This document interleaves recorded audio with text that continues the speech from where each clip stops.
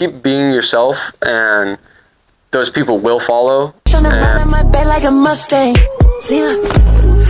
Who is Shey Gibson? Shey Gibson is just a community engager, honestly. Like, not trying to do nothing special. I just like to do my passions and try to bring people together within those passions. How old are you? Where do you come from? Let's know more about Shey. 26 years old. I grew up in a military family, so I moved around quite a bit, but I've been rooted here in the 831 for quite a bit. I went to elementary school in PG for a little bit, moved to Washington, D.C. for 3 years, came back for high school and college, and graduated from CSUMB, and I've been here since. Yeah. Okay, local artist. Yeah. Nice, but I know, and you said rooted in the 831. I know that's how I came to know about you. Obviously, well, social media now, you know, yeah. What don't you see? And I'm not too sure, probably, when did you start posting yourself or being out there more on social media? Yeah, I'd say within probably last year. My buddy and I, Alex, Chef Alex, shout out Chef Alex, we started really diving into the Monterey-based supporters group called the Rising Tide. Okay. And we realized that we kind of have to be more out there to get more people involved, show people it's not just like a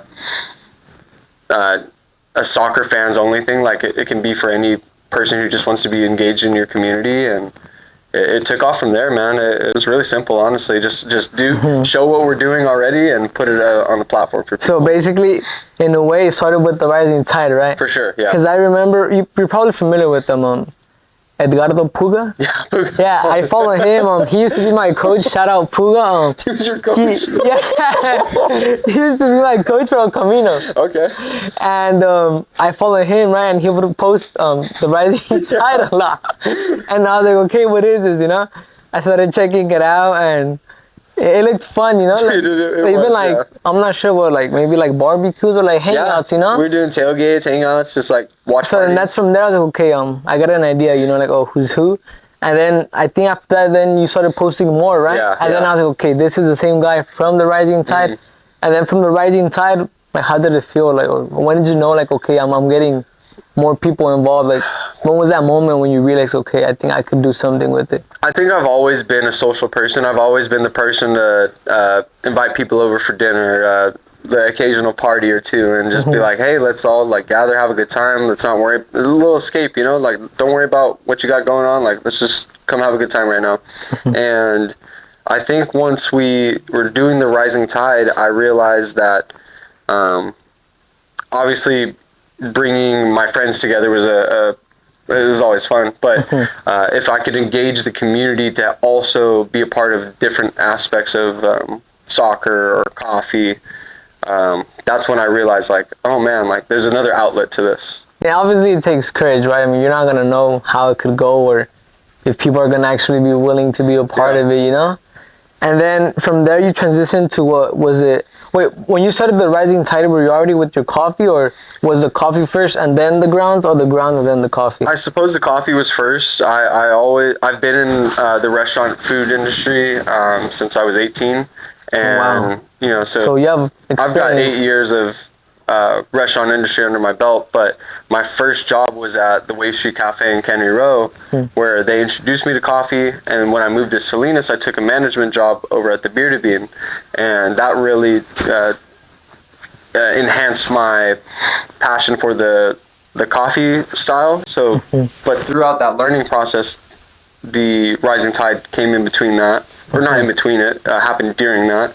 And okay, so actually like first then. Yeah, exactly. So it was me realizing my passions that wanted me to focus in on both of them at the same time. Realizing that there is a passion between people who enjoy coffee or enjoy hanging out over coffee, and there's also people who enjoy watching soccer versus playing soccer. So that gray area, you know. So then a little bit of both. I mean, at the end of the day, it's like vibes, you know. Yeah, you take coffee to either get more energy or to relax, and the same with soccer, you know. Exactly. And then after that, so basically then came in the grounds, right? Yeah, exactly. And how was that? I mean, did you have support from others, or was it your idea, or like how did that come into play? What started was our supporters group, our board members wanted to bring more people to the soccer games. We were like, how do we do that? We started hosting pickup soccer as a route for that, where we said, hey, maybe people who want to come play soccer want to come watch the games. So we were paying for the fields so people could just play pickups for free, and we were supposed to do some networking and bring people to the games. And it grew into sessions of 300 to 400 people out here for just playing for free, which was so awesome to see. That's great. But only 5 people would go to the games. So we were like, okay. So it was one-sided then still. Exactly. And we were doing it under the brand, and then we realized that wasn't the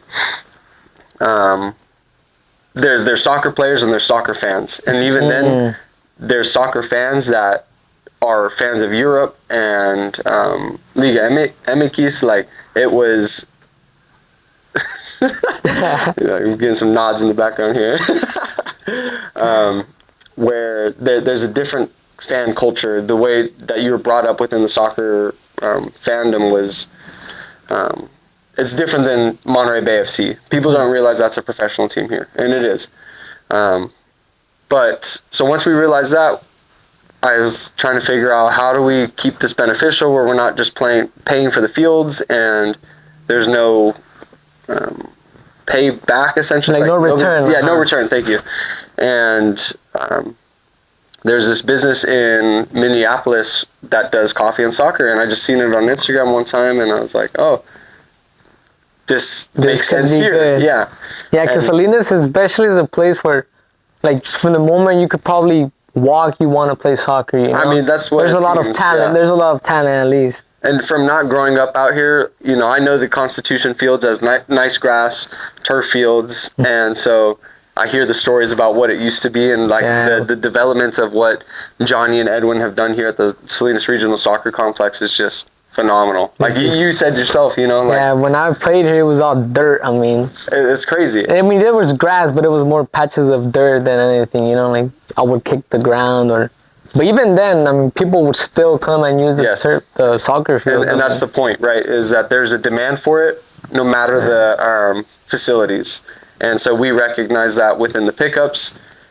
All people want to do is come play some soccer. Like, they don't necessarily care to go watch some soccer. So I started this last November, December. I was like, okay, I'm really going to invest my time and energy to doing what this is called 9th Street Coffee in Minneapolis. Okay. Focusing on what they were doing, bringing it here with my coffee background and the clear recognition of what soccer is to this community.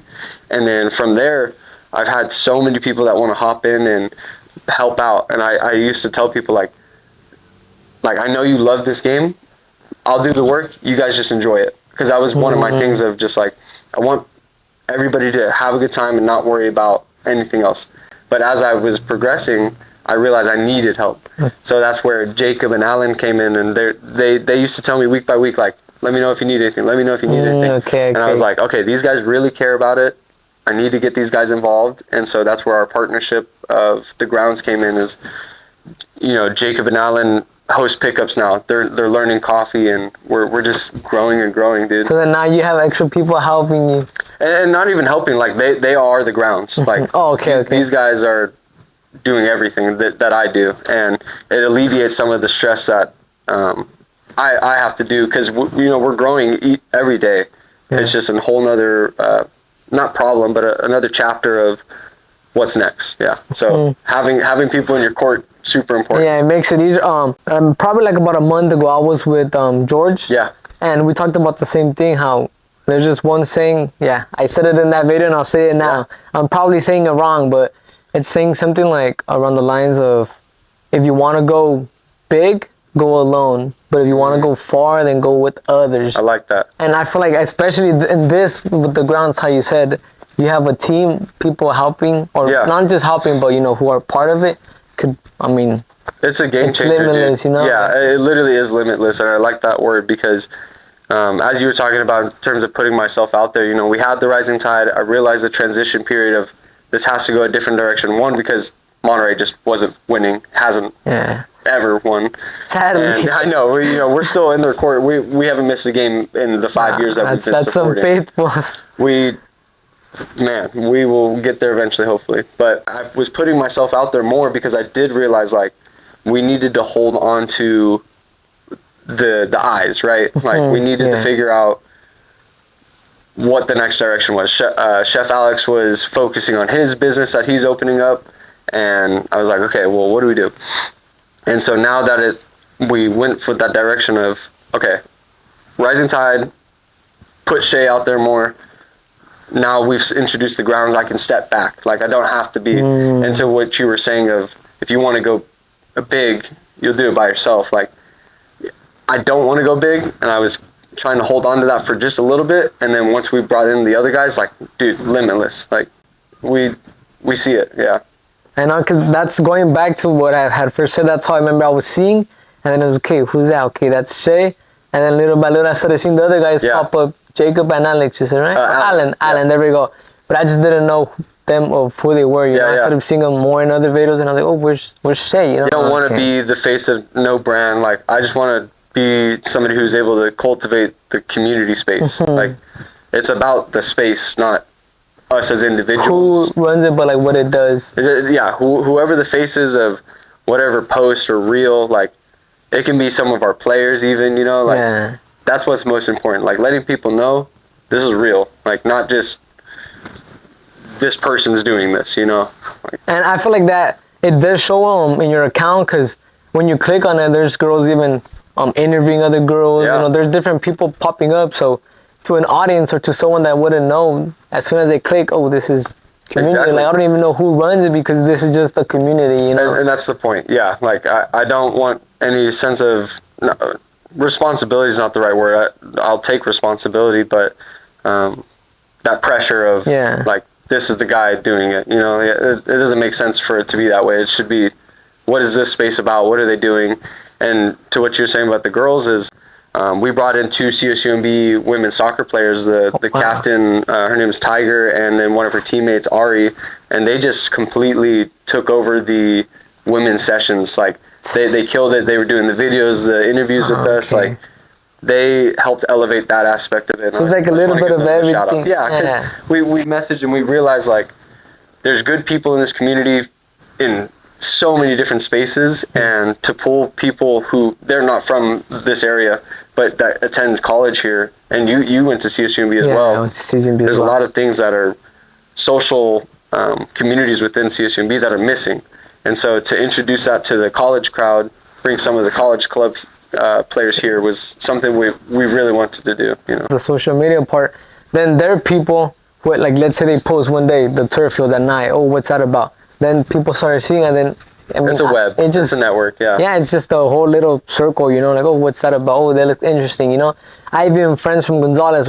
Gonzales is not far, you know. It's like 25 minutes. Salinas, yeah. And I have friends who talk about it, and then people still, oh, the grounds, like, oh, the pickups, you know.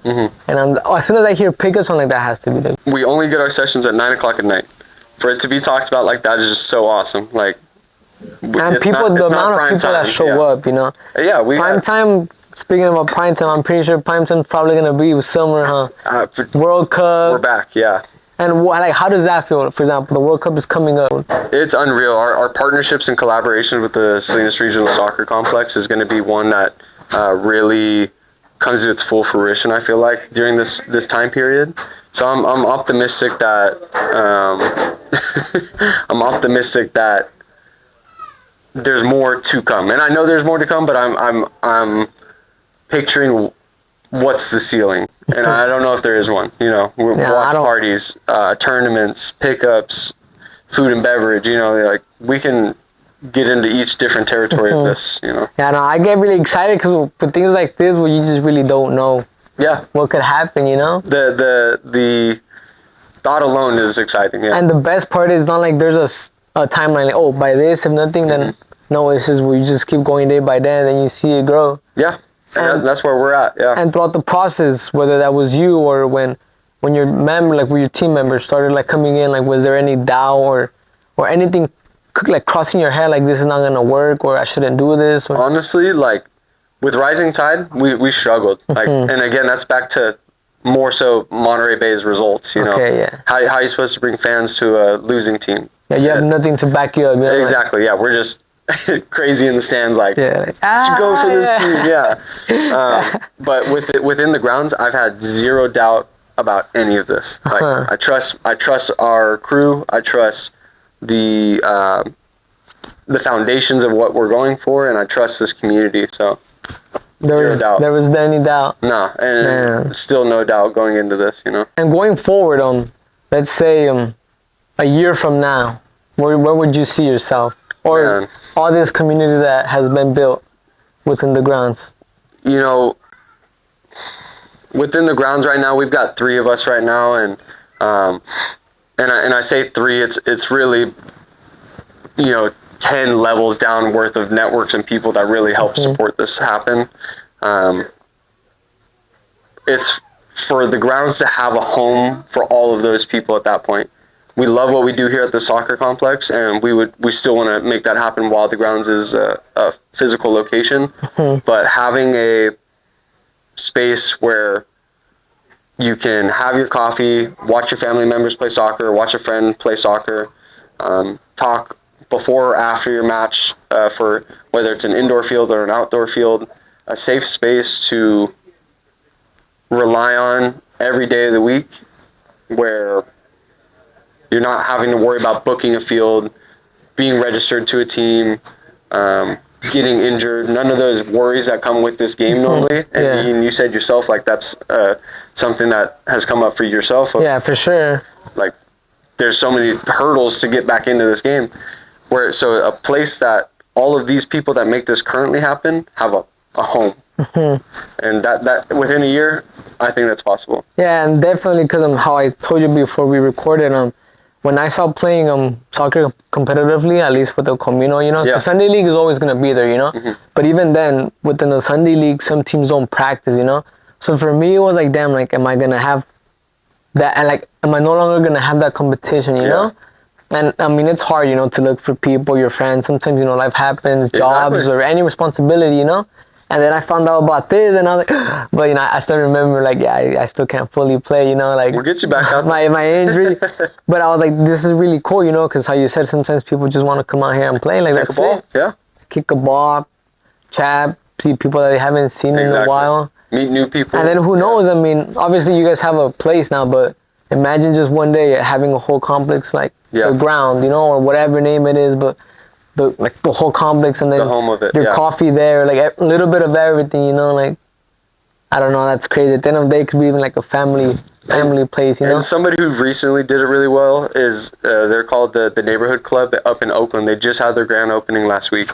Wow. You should check them out. Like, they just opened up it's a coffee shop. They do merchandise or like retail space, and they have a small 5-a-side field with a ton of, like, it's not graffiti art on the walls, but it's just this really cool facility. And to see how many people showed up for that, it's in Oakland, so like there's a huge community out there. Yeah, Oakland. You show up there, and you know they had one of the coolest grand openings I've ever seen, at least from media perspective. Yeah.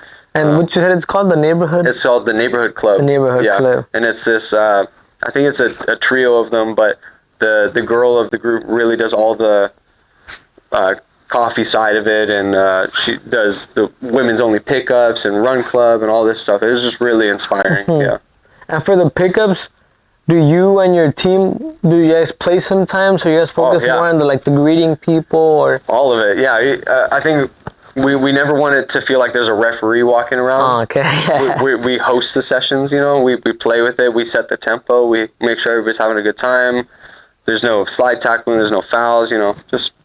Oh, no slide tackling? Nothing, hey, darn it. Darn it. Nah, that's really cool, man.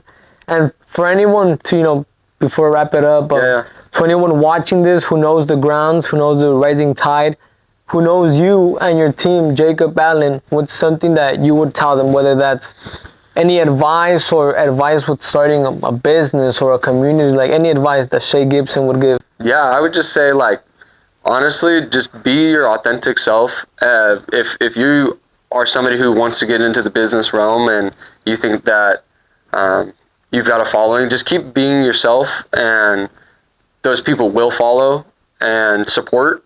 And also making sure that it's not just a following, making sure people know that they are a part of the movement, because like you said, if you want to go far, you got to bring people with you, and you need that community. Community is everything. So. And then right now that you mentioned the following part, sometimes I'm a like big quotes, and like, you know, I seen videos where they're like, you start putting yourself out there, the correct people will follow, you know. For sure. So for example, with you and whatever you have going on, you know, sometimes the right people can come in and they could take this to another level. Yeah. You know, next, you know, professionals come in and, hey, let me invest, let's partner up, you know. And well, there was recently a partnership, right, with.